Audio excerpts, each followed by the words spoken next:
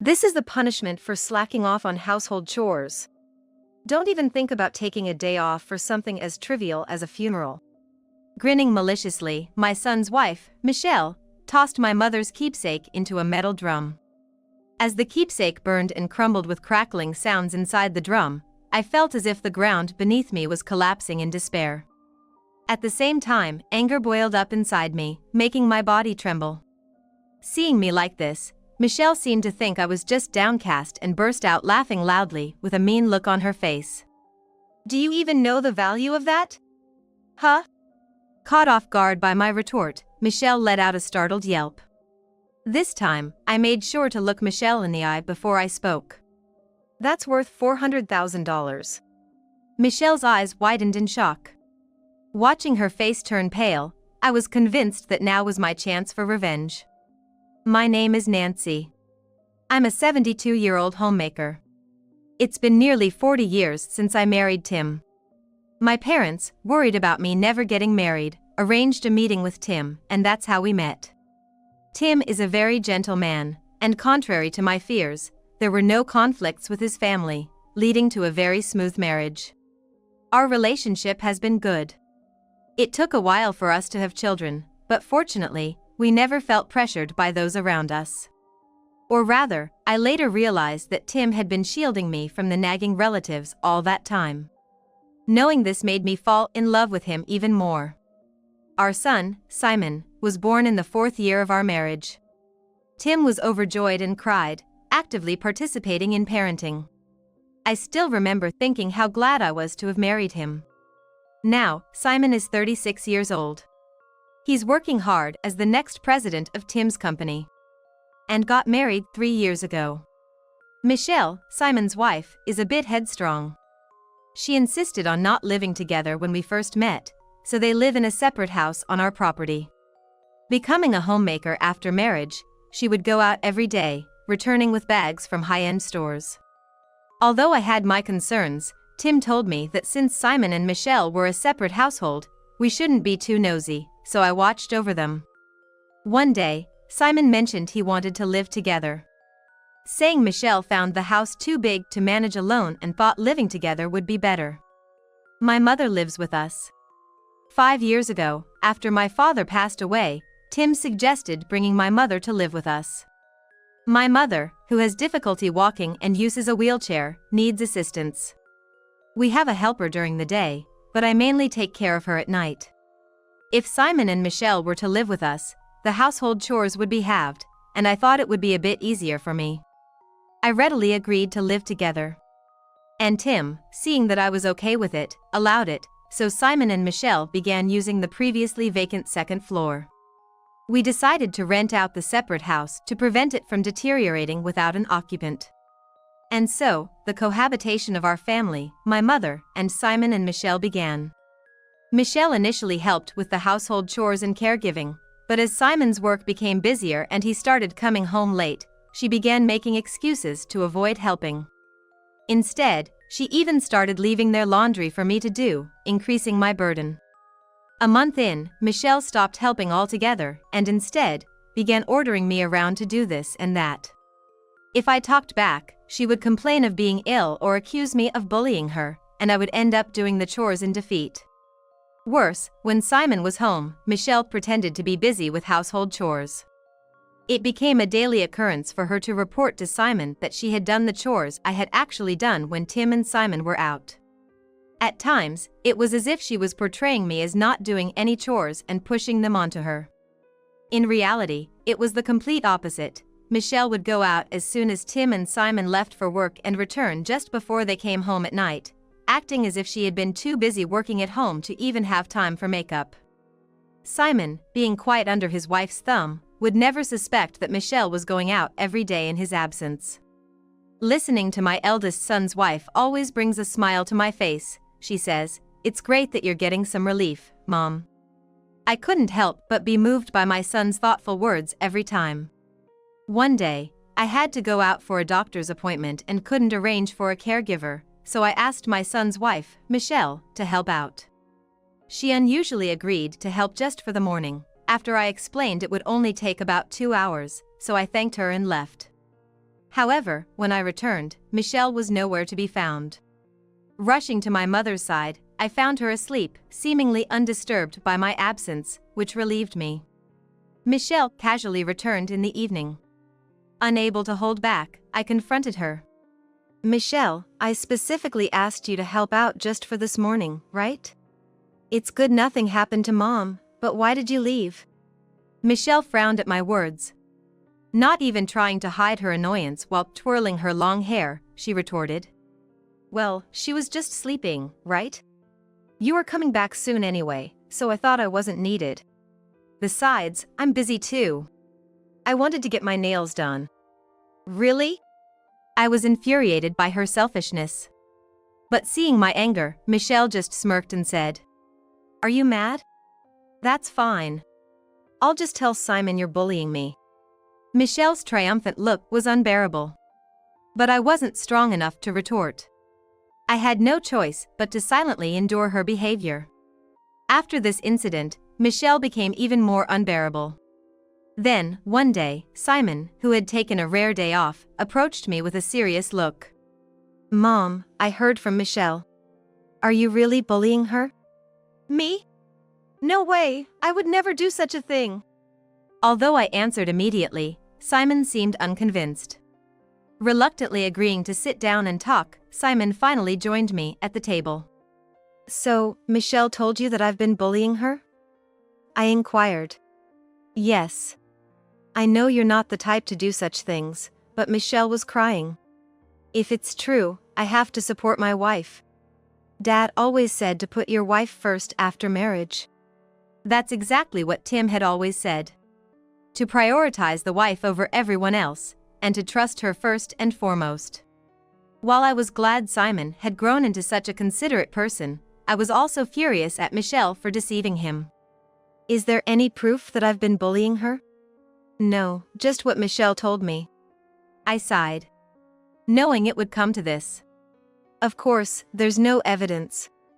Just like Michelle doesn't have proof that I bullied her, I don't have proof that I didn't." "I see." Simon nodded, before standing up and leaving, hinting he might want to talk about this again. That night, I told Tim everything that had happened. After sharing Michelle's recent actions, Tim thought for a moment before making a phone call. He then asked me to keep track of the times Michelle went out. Starting the next day, I followed Tim's instructions and began logging Michelle's outings. Additionally, Tim secretly installed surveillance cameras to gather evidence of her outings. Michelle continued her routine of leaving the house as soon as Tim and Simon went to work. Gradually, she began referring to me as the maid. I was seething with anger but held back as Tim advised patience. Without a word of complaint, I continued to obey, even as Michelle began ordering me to clean their living area. While doing laundry, I stumbled upon shocking evidence. "Can't believe this!" I took photos, carefully replaced everything, and began compiling evidence to eventually confront Simon. Just as we were planning to discuss everything with Simon on his next day off, my mother fell critically ill and was rushed to the hospital. We tried calling Michelle, who was notoriously hard to wake once asleep, but couldn't reach her. Simon had always mentioned how difficult it was to wake Michelle, but Tim and I knew the real reason she wouldn't answer. Thanks to the doctor's efforts, my mother held on until morning but passed away before noon. I cried uncontrollably, and Tim comforted me throughout. "Michelle got in touch. She's waiting at home," Simon said as he returned to the hospital room and held my mother's hand, crying. After discussing arrangements, we went back home to meet Michelle. "What's that?" Tim asked as he noticed smoke coming from our yard while driving. "Is this a fire at a time like this?" Panicked, I rushed inside alone, only to find Michelle, my son's wife, throwing things into a drum can in the yard. "What are you doing?" She turned around at my voice. In her right hand was a can of beer, and in her left, something familiar that made my blood run cold. "What are you planning to do with that?" It was an old book, a keepsake from my mother.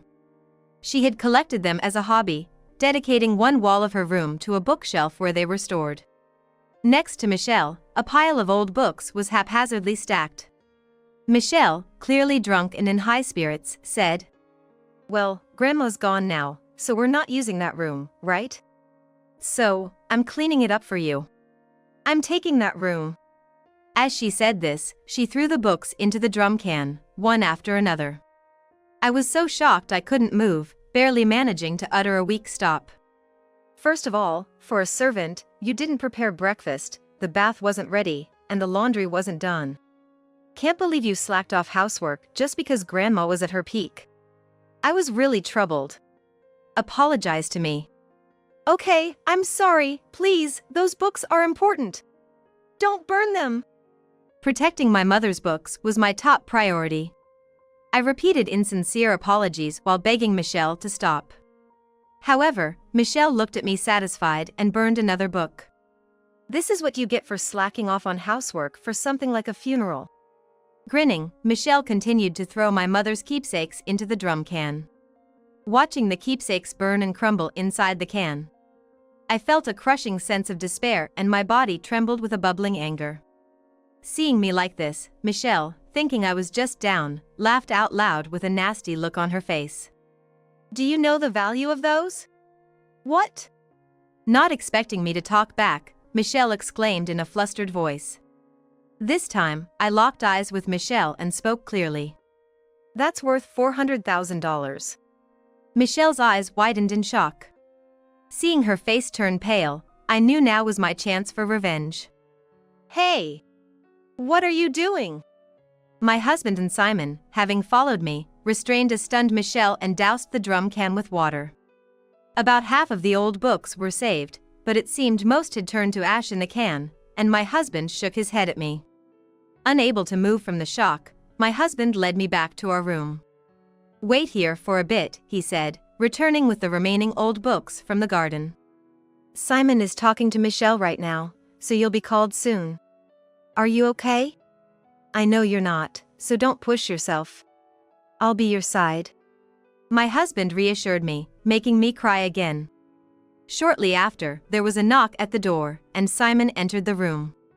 The stress of his grandmother's passing and his wife's bizarre behavior had taken its toll on him. Michelle was apparently in the living room. "Mom, I'm really sorry. I talked to Michelle, but what she's saying is all over the place. Let's talk with everyone. Can we call a lawyer, please?" "All right," my husband replied. Contacting a lawyer who would arrive in about 15 minutes, so we decided to start the discussion. Moving to the living room, Michelle glared at me without hiding her displeasure. Simon tried to calm her, but she burst into tears, screaming, "You always take your parents' side." The discussion seemed impossible with her attitude. However, my husband began calmly. "Let's hear your reasoning for this." "Your mom said before. Those books are in the way, so once Grandma's gone, you can throw them away. Why are you getting mad now?" Michelle cried out her defense, to which my husband looked exasperated. When she realized her crying tactic wasn't working, Michelle stopped and began a different claim. "I was always mistreated by your mom, just wanted to get back at her." "Oh? And what kind of mistreatment did my wife do?" Challenged by my husband's calm inquiry, Michelle hesitated for a moment but then started listing accusations against me. "Being forced to do all the housework, receiving snide remarks whenever I wanted to go out. And I was the one doing most of the caregiving. And I wasn't even allowed to be there for Grandma's last moment. I got a message saying don't come." I was almost impressed by how she could pile on so many lies. My husband was nodding along as he listened, but as soon as Michelle finished speaking, he laid out some documents on the table. These were detailed records of the antique books, each with its price listed. "What's this?" "I hadn't mentioned it before because you seemed uninterested in books, but those antiques are extremely valuable. My wife and I spent years collecting them for Nancy's mother. There's no way she would have said it's okay to dispose of them. The total collection is worth about $800,000, and you've burned about half, so that's at least $400,000. Can you afford to pay that?" Michelle turned pale upon hearing this. She obviously hadn't taken my words seriously. unable to believe that those old, brown books could be worth so much. Well, Dad, Mom, I'm so sorry. We should have just enough in our savings. Not that it makes it okay. Besides Simon, Michelle's face went from pale to white. Simon might have seen it as remorse, but my husband and I sensed something else.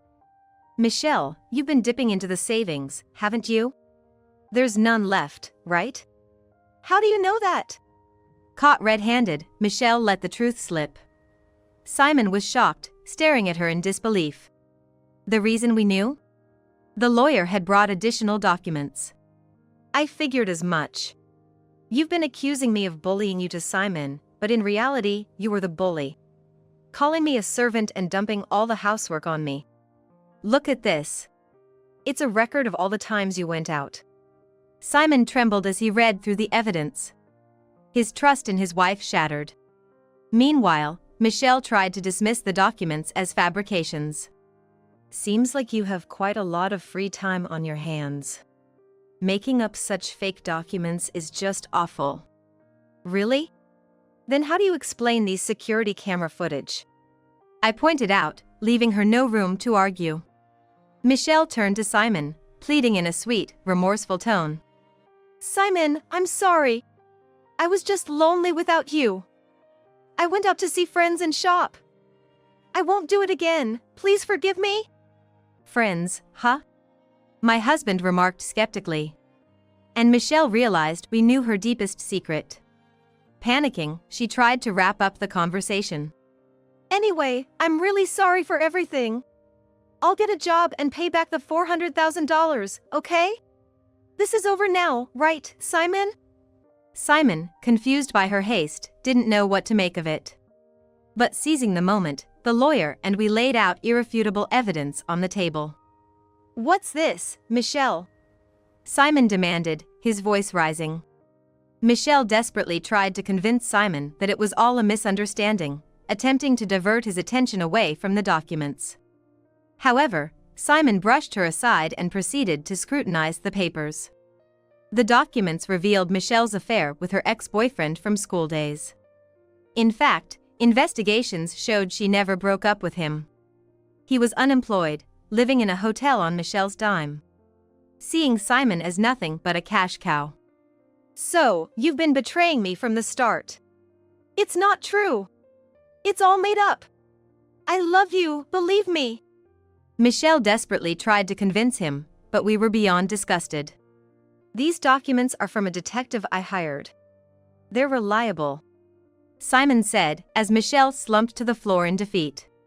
Simon, unable to bear staying any longer, started to leave. Michelle, in a last-ditch effort, called out to him. Hey, Simon! Hang on! I don't want to see your face again. We'll go through lawyers from now on. As Simon left, Michelle reached out to him in vain. My husband and I left the matter to the lawyer and consoled our disheartened son, discussing what would come next. Soon after, Simon had Michelle evicted, leading to a scene and her eventual arrest. A restraining order was issued, and legal actions were taken against her and her lover. They demanded compensation for the money spent during hotel stays, on top of the usual damages. Surprisingly, Michelle's lover, who had other sugar daddies, paid the entire amount in one go. Rumor has it that because of this, another of his benefactors found out about the affair with Michelle, and now he's been forced into non-stop physical labor until he earns back what he paid to Simon. After being dumped by her lover, Michelle has been juggling part-time jobs to pay Simon and me the ordered alimony. Though we receive a set amount each month, it will likely take longer than it takes a child to reach adulthood to fully settle the debt. My husband retired, passing the company to Simon to bolster his spirits. Perhaps there are things that men can understand among themselves. Simon has been dedicating himself to his work and, bit by bit, seems to be regaining his spirits. Later, when Michelle tried to reconcile, Simon refused her outright, maintaining the restraining order. However, Simon firmly refused her. Without even seeing her face, he reportedly responded over the intercom, "You know there's a restraining order, right? I'll call the police." Eventually, Michelle was escorted out by the security guards. We fulfilled our dream of building a home in the countryside and converting our old house into a popular share house, securing a comfortable retirement.